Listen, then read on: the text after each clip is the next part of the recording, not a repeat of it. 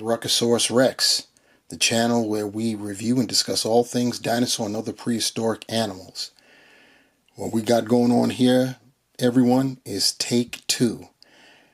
This is my second go round reviewing this particular figure, courtesy of Beasts of the Mesozoic by Creative Beast Studio. That's because I had already done the review, signed, sealed, delivered. All that was left was to edit and upload. And somewhere between here and there, I lost my memory card. Tore the area up, the area that I, went from here, this station, walking towards the where my computer basically, and I reached in my pocket to pull out the memory card. It was gone. I had sat down for a brief second and in my loft area, and when I sat back up to go downstairs, I put my hand in my pocket. The memory card was gone. So it was a recliner I was sitting in. So I basically inspected that recliner from the rooter to the tutor, and to no avail. So I ended up having to throw in the towel, and now I'm going to try to replicate what I've already done. You see that the figure is back in its packaging. Of course, packaging is officially open now. I usually don't open these packages. If you can see the figure through the clamshell, I usually don't open it. Some of the other figures, like from PNSO or Howlin' Good, I'll open it and still present the box itself, because you can't tell if I went through it or not anyway. So, but in the case of a windowed packaging, I try to be, straight up and not even open it until after I've presented it to the audience. But that's the way it goes. Anyway, like I said, this is take 2. What we've got here from Beasts of the Mesozoic, we've got Dilophosaurus wetherini. It's the 1/18 scale figure, and this is a figure, not a model, because it's articulated, and you see the beautiful artwork. It's always beautiful artwork. Creative Beast Studios, really, they do their thing when it comes to the artwork that they put on the front of their packaging. And then, of course, speaking of beautiful, the figure itself, you can see it through the packaging, the paint job. That's the Dilophosaurus right there. We've got 2 additional pair of feet, and the tail is back there hanging out. And there is a backdrop scene back there. I can see that right here. And the top, we've got the logo on the side, as well as the name of the dinosaur in question. And then here on the rear, we've got some toy photography showing the Dilophosaurus, and below we have the other figures that were released with the Dilo this go round. So you see the Zuniceratops, the Allosaurus, you've got the Deinonychus, the saber-tooth populator, which I reviewed a little while ago. And of course, we have the Utah Raptor, another good figure. I've got that on Kickstarter, and I'm considering getting Beasts of the Mesozoic version. There'll be 2 different paint schemes, and since they're action figures, not models, I can put them in different poses, and they'll look different because of their different paint schemes. So I might go for it. I did that with the Allosaurus, as you guys know, if you've been rocking with me. Anyway, here is the readout for our Dilophosaurus, originally given the name Megalosaurus, believe it or not, wetherini. In 1954, the species was renamed Dilophosaurus in 1970, based on the discovery of another larger specimen which bore double crests on its skull. Dilophosaurus is one of the earliest known apex predator dinosaurs, and was also the largest known land animal in early Jurassic North America. It's famous for having double arch crests on its skull, which were likely enlarged by a layer of keratin, making their true size and shape a mystery. We can't really tell because that was not retained in the fossil discoveries. Dilophosaurus has been associated with the Dilophosaurus. I said that all wrong. I butchered the hell out of that. family, but is currently considered part of its own family, which also includes Dilophosaurus and Dracovantar. The Dilophosaurus, creative beasts, are they're going to come out with one of those too. So anxiously anticipating that. And Dilophosaurus is a larger version, not a version, but a crested theropod, and that'll be nice. It doesn't have the same type of crest as the Dilophosaurus if you don't know about Dilophosaurus, but you'll know what's up with it. I've seen a skeleton mount of Dilophosaurus, and pretty impressive. Dinosaur stats: the length 7 meters or 23 feet long. The weight is 400 kilograms or 880 pounds. Dilophosauridae is the family. The location: Biansura Formation of Mongolia. Time period: 195 to 183 million years ago in the early Jurassic. Named by Samuel Paul Wellis in 1954. Features for the action figure: it's 14.5 inches long, 22 points of articulation, adjustable display base with optional parts, 3 sets of interchangeable feet, and opposable wire tail end, meaning the third section of the tail is bendy wire. We've got our Dilo out of the packaging standing by itself, as you can see, and we'll get to that momentarily, but first to take a closer look at what came in the packaging. Here's one set of those additional feet. These are the steppers, the ones you see how they're lifting up off.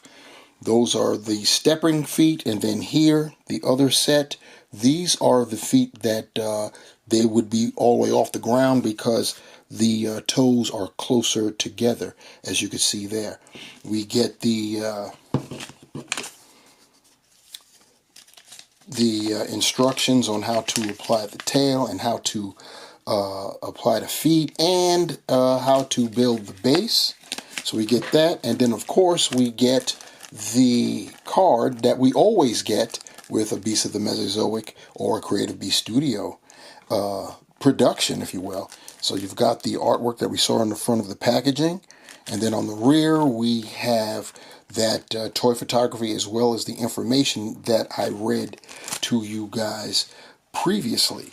And finally we have these, this right here is the stand that comes with the figure, and it's the new style stand that Creative Beasts have come up with. They've moved away from the base. The base is kind of sort of, I know that the Achillobator came with one of those type of bases. It was transparent, but that was because that's for the Cyberzoic stuff. So anyway, you get this.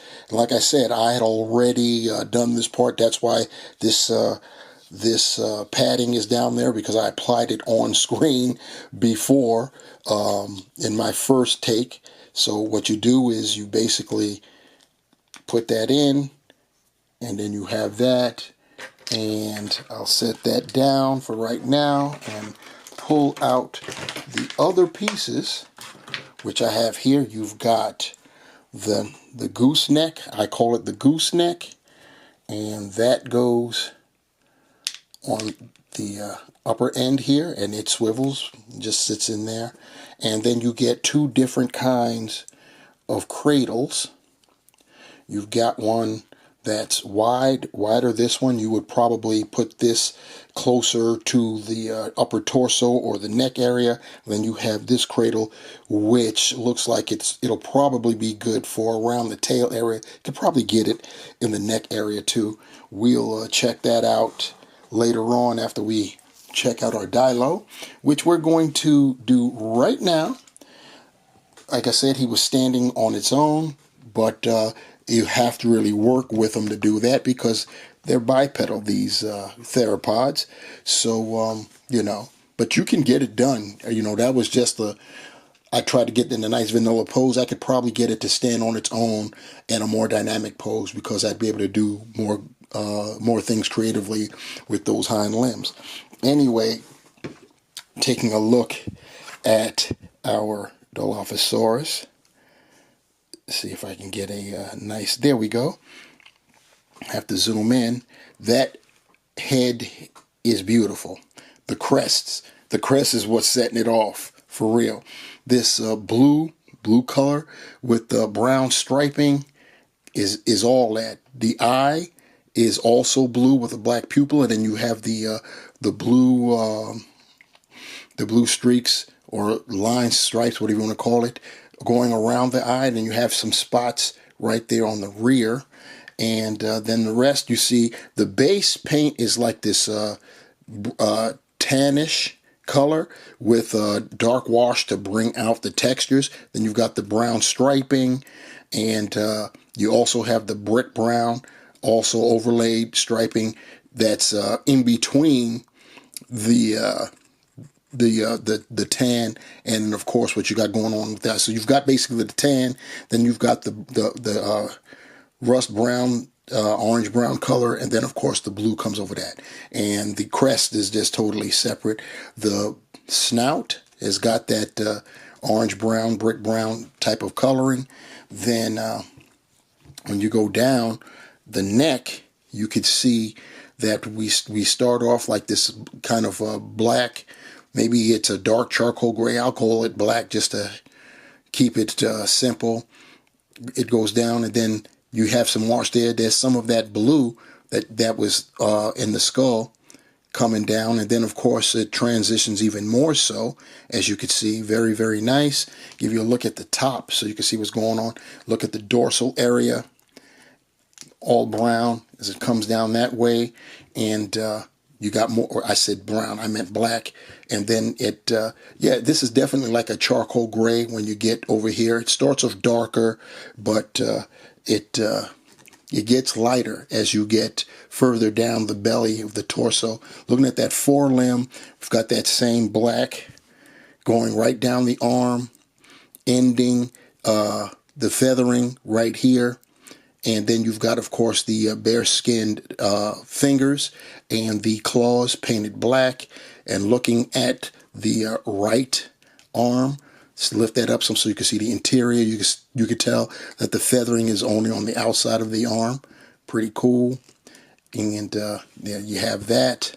Then we get to the second half of the torso, and it's transitioned almost fully gray, as you can see. And now we've got a black wash over the gray coming down that thigh there, and that it's the dry brushing there brings out the texture for the feathering, which ends right there at the knee. And then we have the bare leg going down that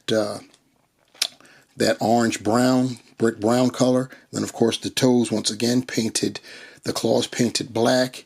You can see the texture in the scoots there on the toes. So very nice there. With the tail, same thing.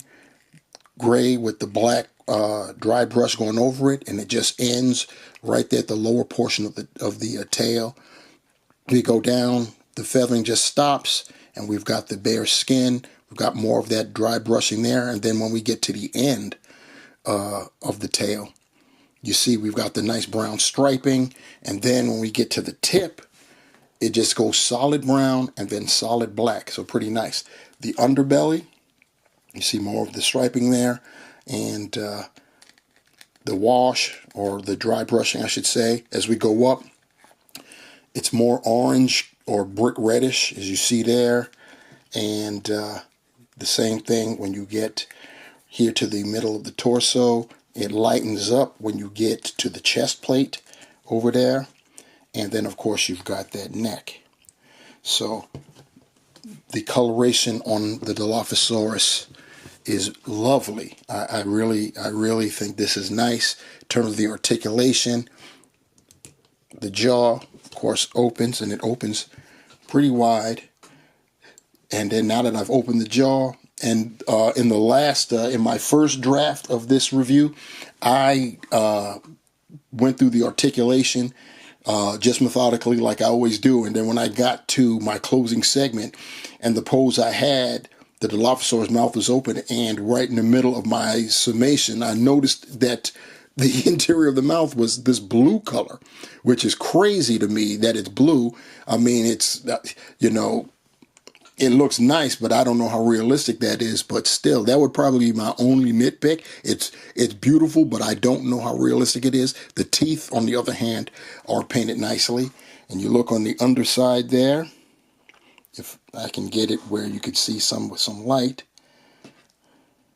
I think that's good right there. It's got the teeth and more of that blue. That's something else. But yeah, we've got jaw articulation.